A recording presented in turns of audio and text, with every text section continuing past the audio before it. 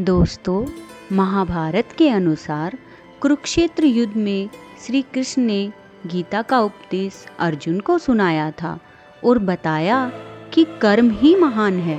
यदि आप गीता के इन उपदेशों को अपने जीवन में शामिल करते हैं तो निश्चय ही आप अपने लक्ष्य को प्राप्त करने में सक्षम होंगे। कृपया वीडियो को अंत तक सुनिएगा। आशा है कि आपका जीवन भी सफलता की ओर अग्रसर होगा। तो चलिए शुरू करते हैं।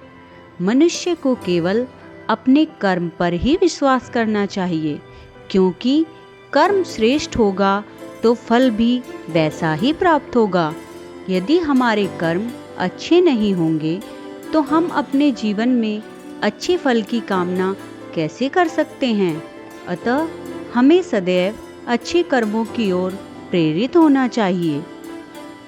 हे अर्जुन, मनुष्य जिस भी देवता की पूजा विश्वास के साथ करने की इच्छा रखता है, मैं उसका विश्वास उसी देवता में दृढ़ कर देता हूँ।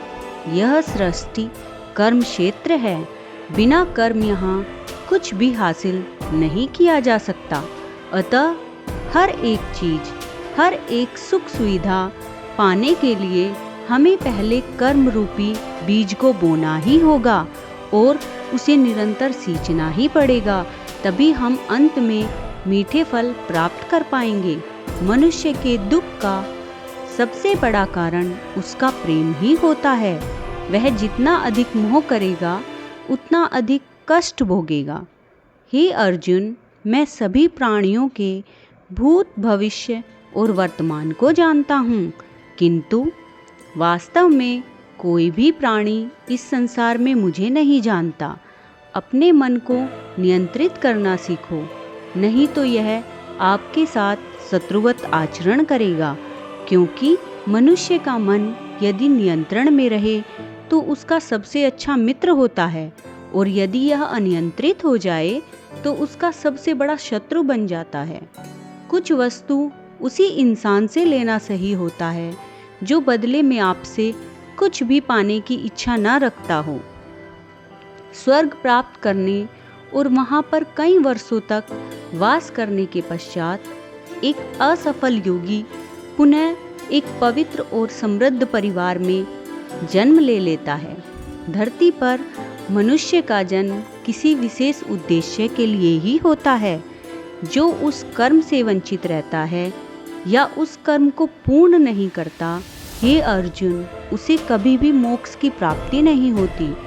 भाग्य के भरोसे केवल वही लोग बैठते हैं जो जीवन में अंदर से कुछ करने के लिए प्रेरित नहीं होते। एक अनुशासित व्यक्ति ही अपना, समाज और देश का विकास कर सकता है, क्योंकि जिसके अंदर अनुशासन नहीं होता वह दूसरों का तो छोड़ो, खुद का भी विकास नहीं कर सकता। केवल मन ही किसी का सबसे अच्छा मित्र और शत्रु होता है। इसीलिए सभी को अपने मन पर नियंत्रण होना अति आवश्यक है। हे अर्जुन, हमारे बुरे होने का कारण या हमारे दुखों का कारण हम खुद ही होते हैं। इसका कारण कोई दूसरा बिल्कुल भी नहीं होता। कोई भी दुख इस संसार में इतना बड़ा नहीं है जिसका उपाय ना हो, लेकिन मनुष्य प्रयत्न ही नहीं करना चाहता। वह जल्द ही हार को स्वीकार कर लेता है। जो चीज़ हमारी पहुंच से बाहर होती है उसे पाने में समय गंवाना सबसे बड़ी मूर्खता होती है।